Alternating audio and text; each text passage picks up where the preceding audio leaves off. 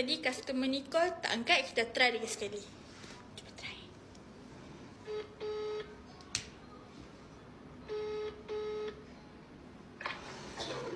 Hello.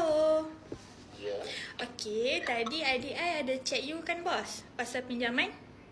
Ya, betul. Okey, so I datang sini dia ada transfer dekat you 1,200. Ya, betul. So I mau tanya ini untuk apa itu 1,200? Ya, ni untuk skor sitos punya, cik. Oh, skor sitos. Sitos dia kenapa tu? Adik, cik ni sitos dia punya skor rendah. Sebab tu kita suruh bayar. Sebab biasa kita dia punya sitos punya skor rendah, dia kena bayar pendahuluan dulu untuk pinjaman proses. Oh, okey. Sekarang so dia dah bayar 1,200 kan? Dia ada kena bayar apa-apa lagi tak lepas tu?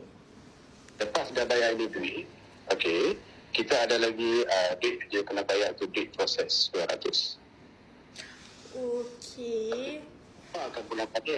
Kita tak ambil tadi. Nanti kita akan total up, kita akan tanya dekat dia balik.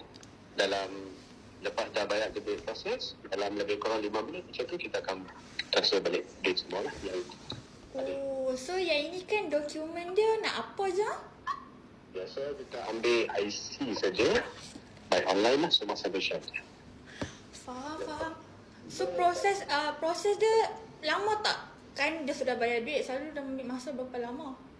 Apply dari online kita cepat cik. Dalam masa 20 minit macam tu sudah selesai.